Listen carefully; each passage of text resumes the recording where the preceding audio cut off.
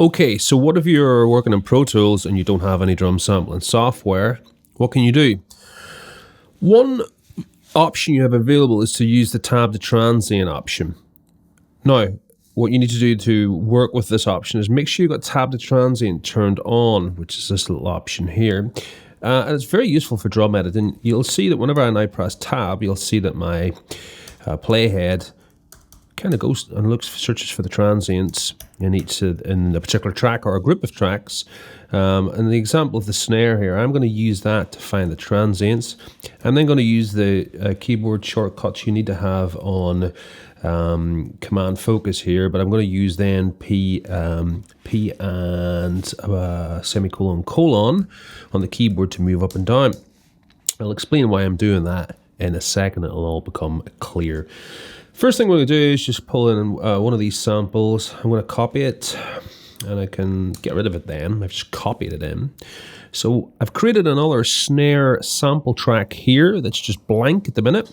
So what I'm going to do is position my cursor here. I'm going to tab to the first transient, the snare. I'm going to go colon, semicolon to go down, and I'm going to paste in that sample. I'm going to press P to go back up. I'm going to tab across to the next transients to find the snare hit. Colon, semicolon, down, paste it in, etc., etc. You get the idea.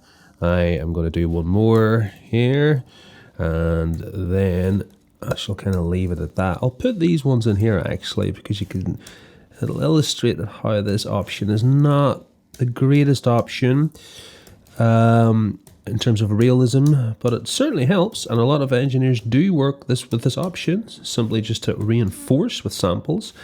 If you wanted to make it a little bit more sophisticated, what you could do obviously is put in different samples here. I'm going to leave some of those little hits alone. I'm not gonna re-trigger those ones, and I'll let you hear how it sounds. Yeah, here we go.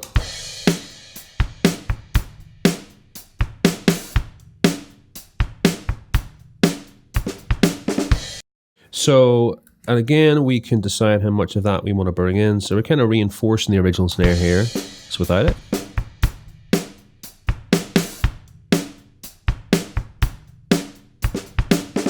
Okay, and that's the tab to transient option. Yeah, so make sure you've got that turned on.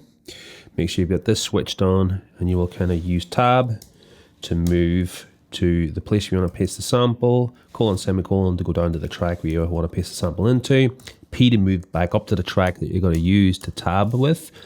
There's the next transient. So you're doing this to completely align the samples perfectly with the snare hits in the original track. So that is how we would tab the transient. Let's do one more for completing this here. Have a listen.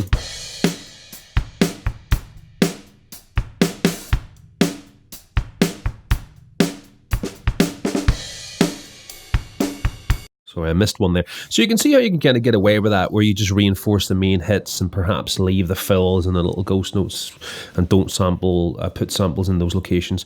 And just to let you hear how it would sound if we put the rooms in, I've just created a stereo track. Remember, it's stereo room, so I've created a stereo track. I've done the same process.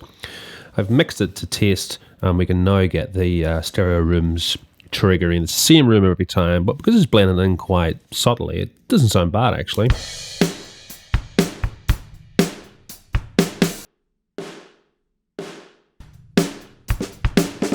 And without any of the samples tabbed, we got that. My stereo sample, my close sample, sorry, and my rooms. Sometimes if you've got drums that are pretty well recorded, you just want to reinforce them and give them a little bit more bite or ambience, that will probably help you out of a tricky situation mix-wise.